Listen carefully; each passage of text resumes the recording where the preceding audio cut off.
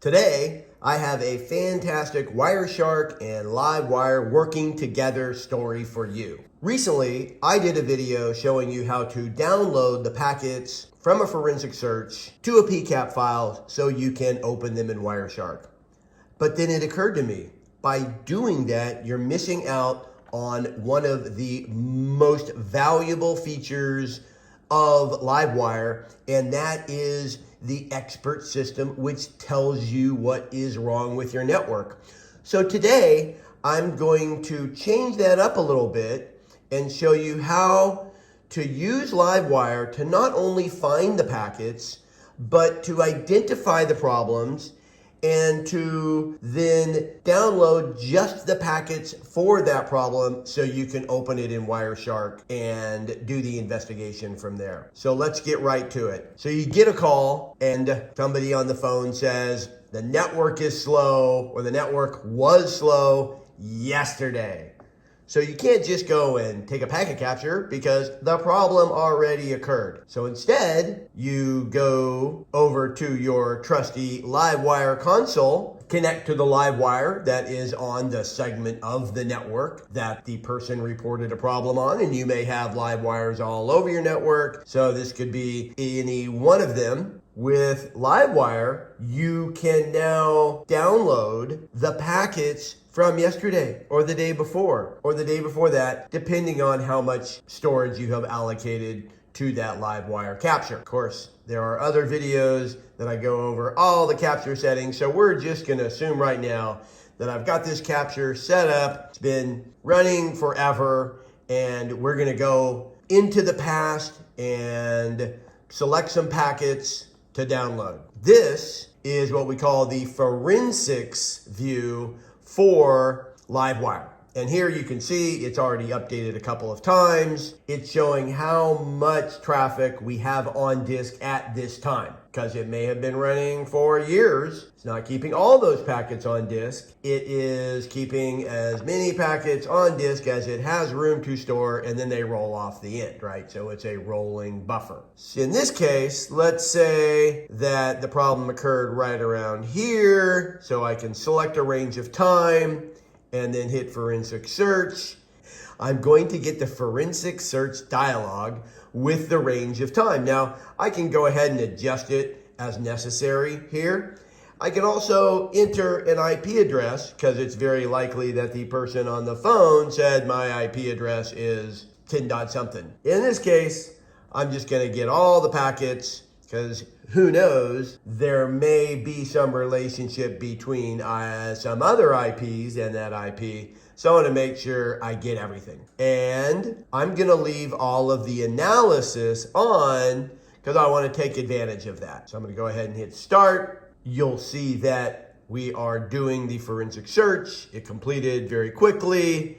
And I'm going to head on straight on over to the event summary. And wow. For that range of time, I have 39 expert events.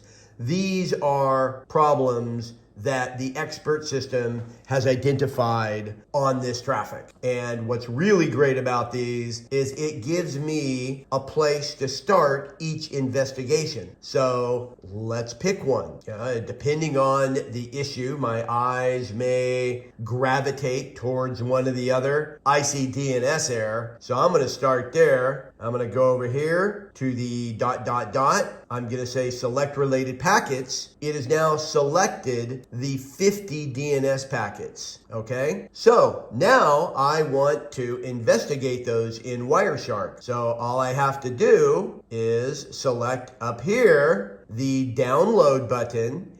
And here's where it's different from my previous video where I just saved all the packets. Well, I may have 1 million packets. I may have 1 billion packets, and that's the great thing about LiveWire. It is a high performance packet capture solution. So I can search for any number of packets across any period of time, but I don't want to download all those packets. I want to select an expert event, some problem with the network, and I want to save the packets for those, and then it's going to take less time to download. It's going to be easier for Wireshark to open, and I'm not going to have to look at a bunch of other packets. So we'll call this DNS errors. Hit OK. I run Wireshark, and I will open that file. And now there are the DNS packets that were identified as DNS errors, and I can see and use all of the features of Wireshark